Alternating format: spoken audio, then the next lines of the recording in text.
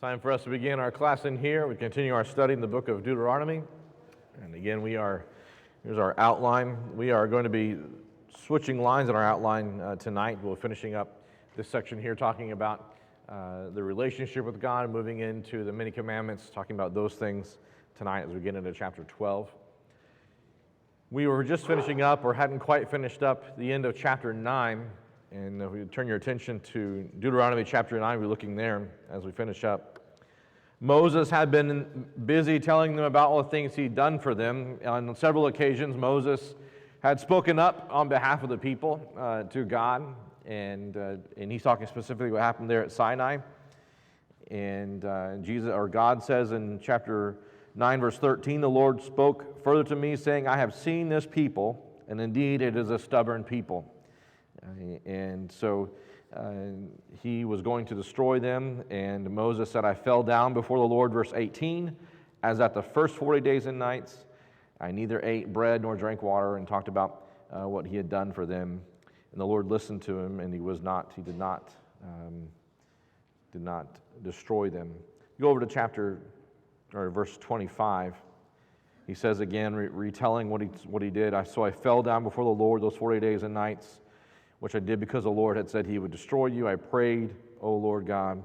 And we talk about what he did for the people. In verse 29, he says, "Yet they are your people, even your inheritance, whom you have brought out by your great power and your outstretched arm."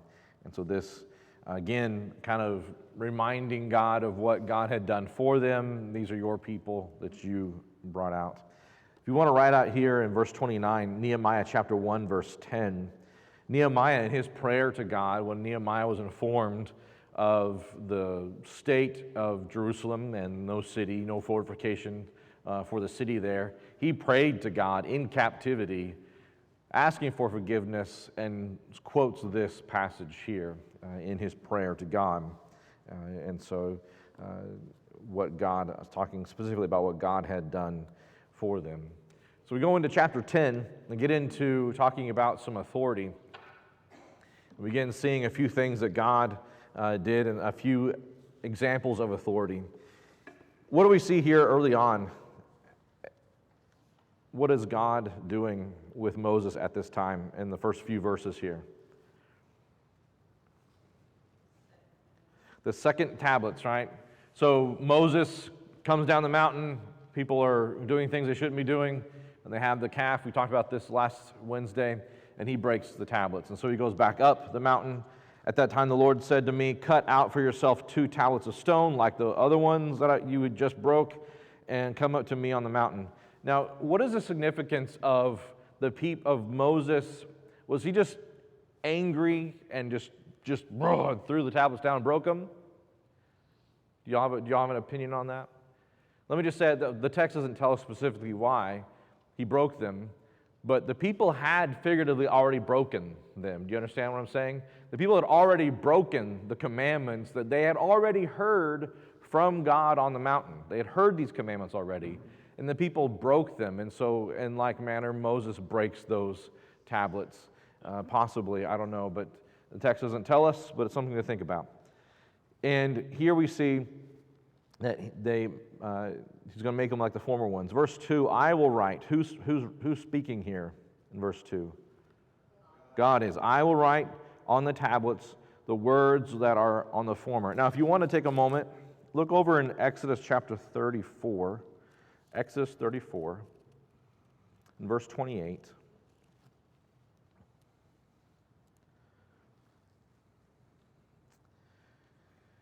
Beginning in verse 27, "Then the Lord said to Moses, write down these words, for in accordance with these words I have made a covenant with you and Israel." So he was there with the Lord 40 days and 40 nights, and he did not eat bread or drink water, and he wrote on the tablets the words of the covenant, the 10 Commandments. So who wrote what? Look at Exodus chapter 34, verse 28. Seems to say that Moses, he wrote these. What's that? No, So the text over here says, I will write on the tablets the words that were on the former tablets, which you shattered, and you shall put them in the ark. So we are looking at a situation here where it's the he isn't really descriptive. It's he, capital H. God wrote them, and then we see God writing them again here like he had done before. He looked down in verse 4. He wrote on the tablets like the former writing, the 10 Commandments which the Lord had spoken. So clearly, Deuteronomy chapter 10, verses 2 and 4 say God wrote, just like he did in the former tablets. God wrote the tablets, wrote them, the 10 Commandments on the tablets. When you read here in Exodus chapter 34, verse 28, and if somebody wants to bring it up, like there's a contradiction here, it's not a contradiction. The he should be a capital H in the language, and it is God who wrote all the tablets of the commandment, of the 10 Commandments on the tablets. So not Moses. Just so in case y'all are reading along in your text and you see that and say, wait a second, over in Deuteronomy it says God wrote them, but in Exodus it says he wrote them, but the he is God in Exodus. So, what's that? I'm sorry, what? Exodus 34:27. Yes, then the Lord said to Moses, write down these words. In accordance with these words, I have made a covenant with you. So he was there with the Lord. We see God writing them both times. He wrote on the tablets like the former writing, the 10 Commandments, which the Lord had spoken to you. I will write on the tablets the words. In chapter 10 of Deuteronomy, it's God who's saying he was going to write the tablets like he did the former tablets. But we see these commandments are authoritative, and we see the chapter here is authoritative, different sections of authoritative information. Look in chapter 10, verse 6. Now the sons of Israel set out from Beroth and Bereth and came to these different places, and Aaron died there, and he was buried, and Eleazar, his son, ministered as priest in this place. In verse 8, set apart for the tribe of Levi, we begin talking about Levi and carry out the Ark of the Covenant. Why would we be talking about the 10 Commandments, be talking about Eleazar and making that change, and then be talking here about Moses as well in verse 10? I, moreover, stayed on the mountain 40 days and 40 nights. Which, by the way, he was on the mountain 40 days and 40 nights, fasting, not eating or drinking anything, came down the mountain. We don't know how long he was off the mountain, if he got a hamburger or not, but he went back up on the mountain and then had another 40 days and 40 nights of fasting. So I don't know if you guys have fasted before, but that's a long time to be fasting. So why do you think these things are coupled together here in this section of Scripture? You have the law, you have the high priest, you have the Levites, and you have Moses, all kind of being brought up again here together in this package. Why again, when we're dealing with a second giving of the law, why are we bringing this up? To remind them, right? That's kind of the theme throughout the book. We are reminding them of these things, and here they are reminded of these authoritative figures. The words of God are authoritative. They are given and need to be heeded, and we'll talk more about that later on. And so we are again reminded of these authoritative figures early on in this chapter. Verse 12, we see sort of a change in this chapter. This is a rather important verse in the book. And I'd like to ask you, have verses 12 and 13, has that changed?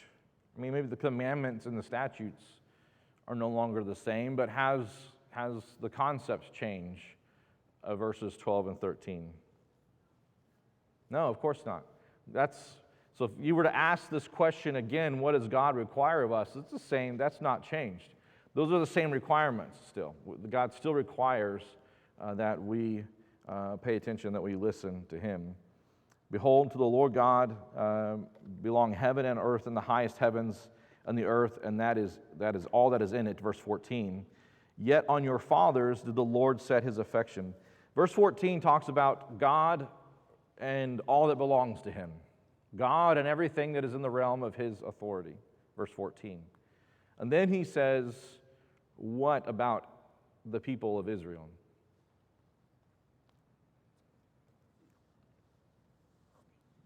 Verse 15. They were chosen. So here we have verse 15. God could have chosen anybody, is what he's saying. God could have chosen anything, and he chose their forefathers, and he chose these people in order to do his good. Now, if you go back a couple chapters, we read earlier in chapter 9, verse 4, don't say in your heart when the Lord your God has driven them out before you, because of my righteousness that they were chosen. It wasn't because they were that great. And God says, remember, it's because they're that bad, right? So, but it's interesting that he would say that before and then say this here, that God had chosen them above all peoples as it is this day. Verse 16, circumcise your heart and stiffen your neck no longer. Have you heard this concept of circumcising the heart before? Possibly heard that before. When we study about circumcision, we read, of course, earlier on in the law that it was commanded for that to happen on the 8th day. And when we go into the New Testament talking about circumcision, it becomes something that is done away with. Look over in Romans chapter 2. Romans chapter 2, this practice obviously is no longer, for religious purposes, no longer done.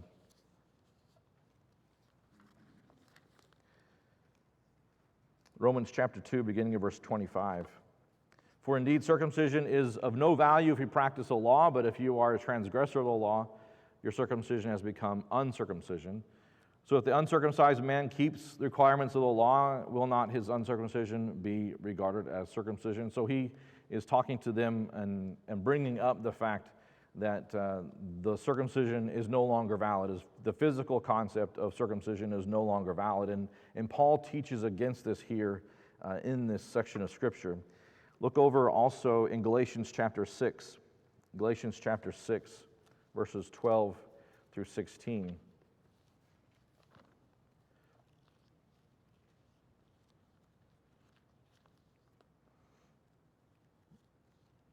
Galatians chapter 6, 12 through 16.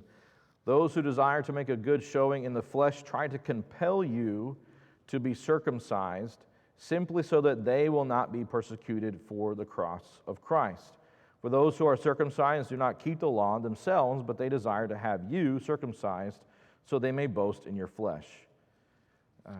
This was something that was happening in that time, that there were people who were coming to Christ, and those who were Jews previously teaching them about Christ, but still requiring practices of the Old Testament, namely circumcision. Now, Paul's teaching this, right, and he's a strong opponent against,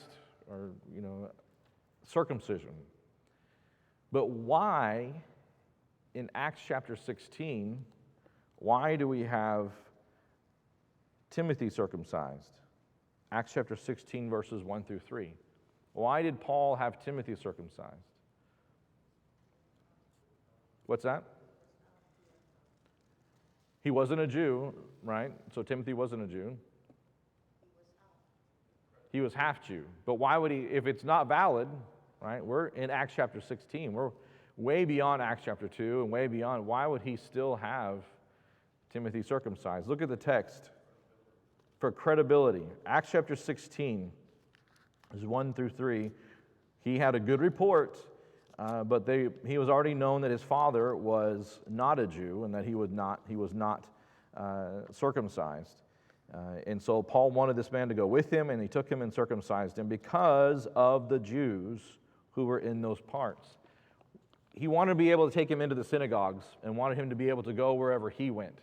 And so that was sort of a rite of passage in order for that to happen. It was accommodative in order for him to be able to go into these areas. And so this concept of doing all things to be able to speak to people. That was something that Timothy did in practice in order to be able to speak. It was not because Timothy believed. That was something that he spiritually needed to do. It was something that he would be able to have a larger audience and be able to help Paul more if that was the case. I want to look over in Acts chapter 20. Acts chapter 20. We're still dealing with this even towards the end of the book of Acts. We're still dealing with this concept. When Paul goes back to Jerusalem before he's tried and seized in the temple, he goes back and talks about the things that they had done. In Acts chapter 20, beginning of verse 19. So he talks about all the things that they had done and what he had done amongst the Gentiles. This is Acts chapter 21, rather. 21, I don't know if I said the other. Acts 21:19. And what God had done with the Gentiles, and they heard that it began to glorify God. And in verse 20, you see, brother, how many thousands there are among the Jews of those who have believed, and they are zealous for the law. And they have been told about you that you are teaching all the Jews who are among the Gentiles to forsake Moses, telling them not to circumcise their children nor walk according to the customs. What then is to be done? They will certainly hear that you have come to be there in Jerusalem. They ask him to keep a custom. They ask him to keep a custom, to make it look like he's still practicing some of the law. And Paul acquiesces and does this thing and goes up to the temple and does this thing.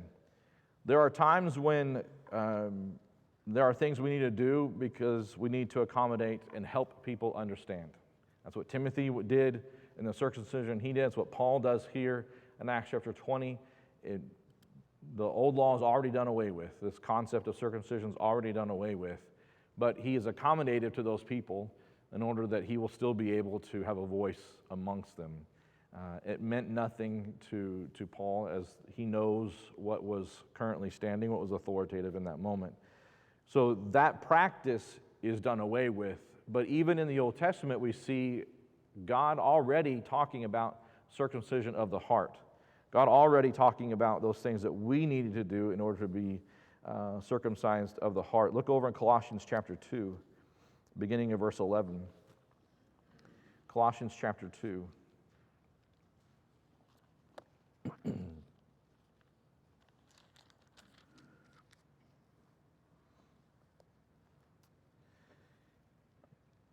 Let's begin in verse 9.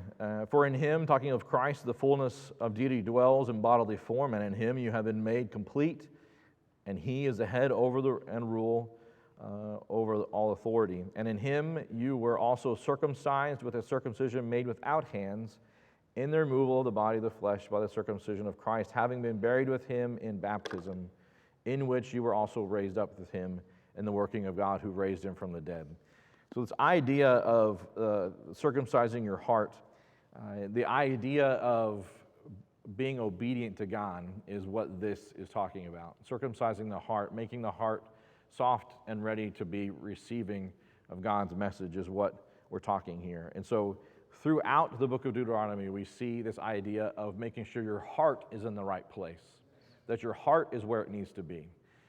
And so they need the heart that is ready to receive God's message, and they do not need to be stubborn, is what this verse is telling us. But the idea of circumcision would later be done away with, and Paul taught against it, and taught rather that us actually putting Christ on the baptism is a form of that. So it's important that we see this idea as underlying kind of thing. Yes, there are laws. Yes, there are outward things that you're supposed to do, but the heart must be engaged in the doing of them. In verse 17, for the Lord your God is the God of gods, the Lord of lords, great and mighty. In chapter 10 back to Deuteronomy, awesome God who does not show partiality, nor take a bribe. He executes justice for the orphan and the widow and shows his love for the alien by giving him food and clothing. So here is our God in verses 17 and 18. Here's our God. Here are some attributes of our God. And in verse 19, he says, so show your love to the alien. Which is to say what?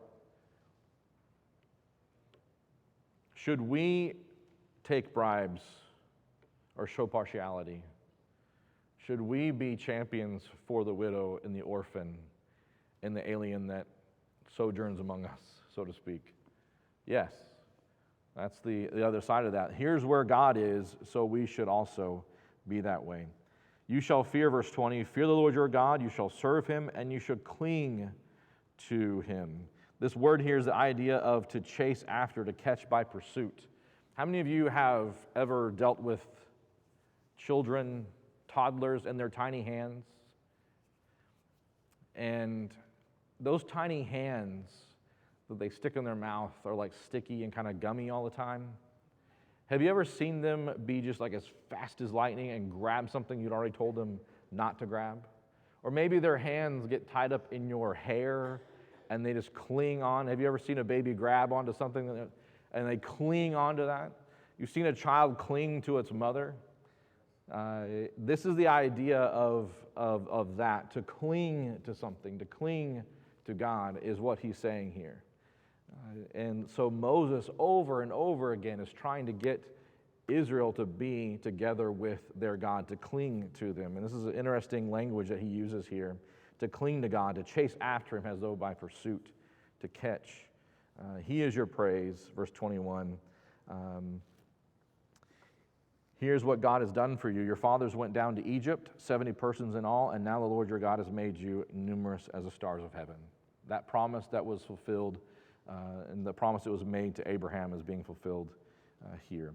Chapter 11, we see this reward idea, the rewards of obedience. We're seeing this over and over again. He talks about these words in verse 1, his charge, his statutes, his ordinances, and his commandments. This is when people think about religion, when they think about what it is to serve God, maybe this is what they focus on, right? This is what we focus on. These are all the things that we're supposed to do and not supposed to do. That's religion in a lot of people's minds. But that is not what he's trying to say here. These are the commandments, but what has he said over and over again? Why does God want them to be obedient? Why does he want them to serve? To listen to his commandments. It's to pass it down to the generations. It's something that needs to be passed. So be obedient so you can pass it down to the next generation. That's something. He said several times that it might be well with you, right? And that's something that he's trying to get to them to understand. This is what God has done. His greatness, his mighty hand, his outstretched arms. In verse 3, his signs, his works. He's talking about all the things that he has done for them, that he did in Egypt's army, to the horses in verse 4, that he did to you in the wilderness. And so he's talking to the people about all the things God has done. He talks about the rebellion and how the ground swallowed up those who were rebellious in verse 6. And he says, but your own eyes have seen all the great work which the Lord, he did. You shall therefore keep the commandments. So he's using all those things, reminding them again of all those things God has done. Keep the commandments of God. He has been faithful. He's been doing what he said he was going to do. Make sure that you do these things. And he says, I am commanding you this day, verse 8, so that you may be strong and go in and possess the land. In Joshua, they took Jericho, right? They took Jericho and they tried to take Ai, but it didn't work. Why was the first time they tried to take the city of Ai, why did that not work? Do you remember? Somebody sinned. There was sin in the camp. Somebody took from Jericho and they weren't supposed to. And so God is serious about this. If you will listen to me, you will be strong and you will be able to take over the land. But if you don't, then things are not going to work out so well for you. Verse 9, so that you may prolong your days in the land. You will be there a long time. Were they there forever? I mean, it might have seemed like forever, but did they eventually get taken out of the land that they were in? They did. God was serious about that too. They could have been there longer, but God was serious about it. Verse 10, for the land to which you are entering to possess, is not like the land of Egypt, which you came, where you used to sow your seed and water it with your foot like a vegetable garden. What does it mean to water it with your foot? Is that what your text, how your text reads? Water with your foot? Did you guys ever study ancient civilizations and like the Fertile Crescent and all that, and have to learn about the Nile River and all the civilizations along the Nile River? Did y'all study that when you were growing up? I don't know why, but we studied it like 3 times. I don't know why. Maybe switched schools. I don't remember. But the Nile River floods once a year. Remember that? The plain floods, everything floods. It brings the silt down from the north, up from the south. It's weird. Anyway, and it floods everywhere, and they irrigate from the Nile. Guess what power they use to power their irrigation mechanisms? Slave foot power. So they had the different wheels, they had different mechanisms that they were used to water and irrigate. So it's possible that we're talking about these kind of like treadmill irrigation systems in order to water all these crops. And God is saying the crops that you're going to have, the place you're going into, you're not going to need those treadmill machines in order to water your crops, because God is blessing you and He will bless you with the rains. But the land you're going into, well, you don't need any of that kind of stuff. It drinks the water from the rain of heaven. And as long as you're doing what God wants you to do, God will bless you. And God blesses you with water year-round, and not just the flood season. God blesses you with water year-round, even to the end of the year. But this will only happen if you listen obediently to my commandments, and you love the Lord your God and serve Him with all your heart, with all your soul. Have you heard that before? It's like this is the second part of the Shema, this prayer that's being used they continue to use this as a tradition. So we have this second giving of the Shema here, and we have this restatement of obeying God and serving Him with your everything, and that He will give you the rain that you want, and the late rain and the early rain and all the rains, and He'll give you grass in your fields. Why do we want grass in our fields? For the animals, right? Not to mow, so our animals can mow it, right? That's why we want the grass in our fields. What is the warning in verse 16? What's our warning? Serve other gods, right? We don't want to be doing that.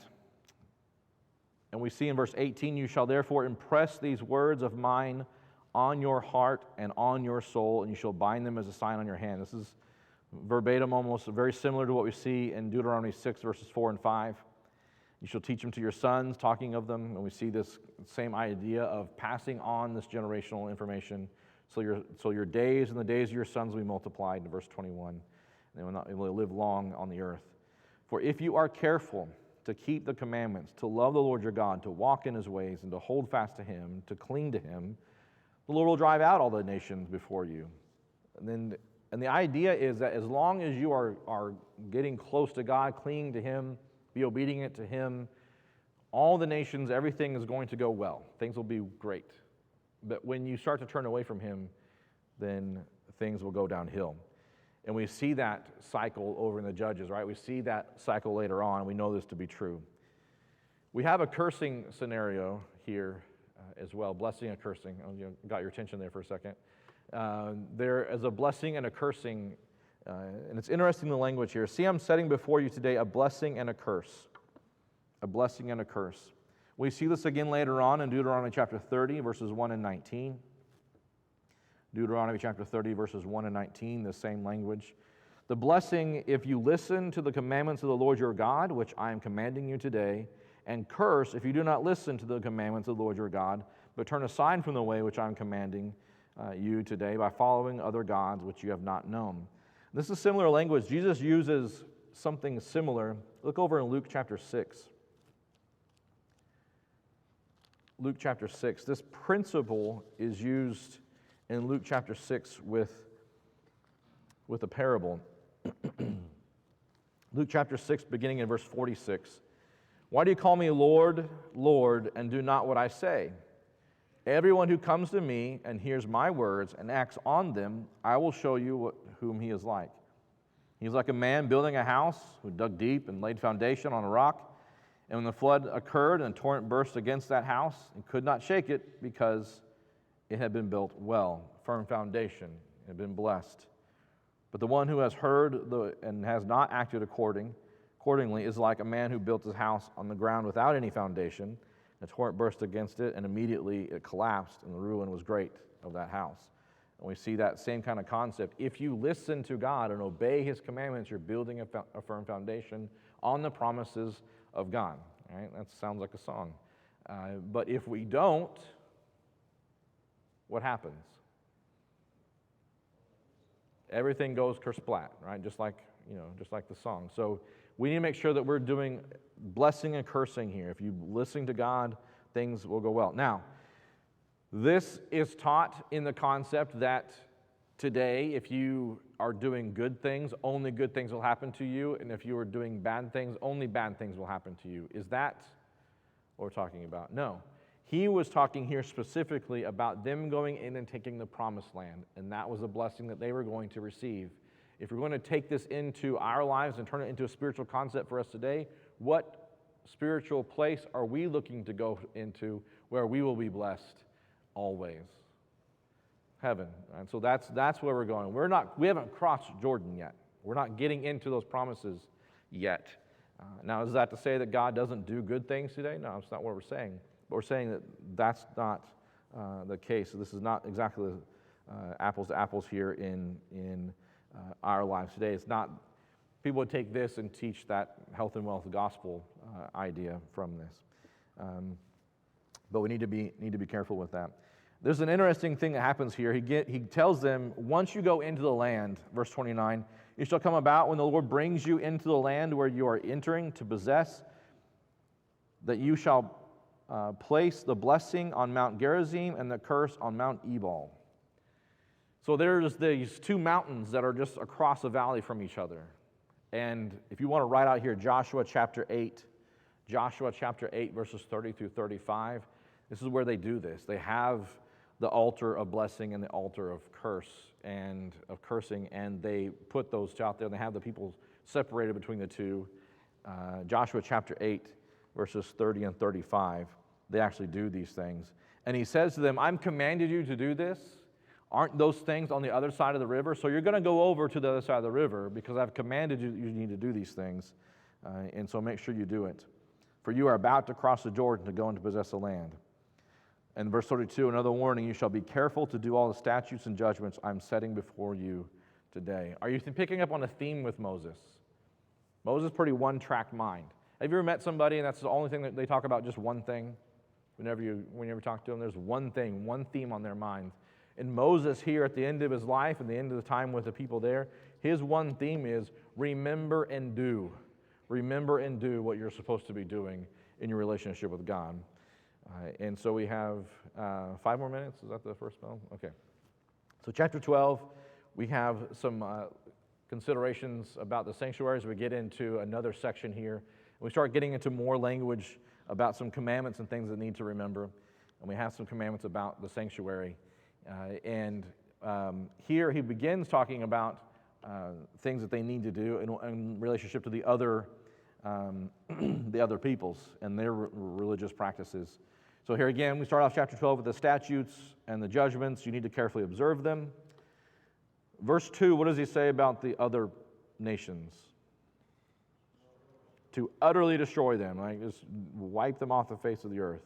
You shall tear down their altars, smash their sacred pillars, burn their asherim or their images with fire, and you shall cut down the engraved images of their gods and obliterate their name from that place. Are you getting the idea of what God's wanting to do concerning false worship, considering these false gods? He wants no thing left. Right? We're tearing it all down. And you shall not act like this toward the Lord your God. But you shall seek the Lord at the place that the Lord your God will choose. There's another kind of thing going on here in this chapter.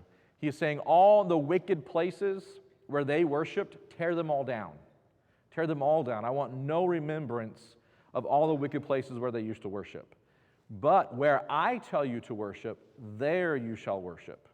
That's the place you're going to worship.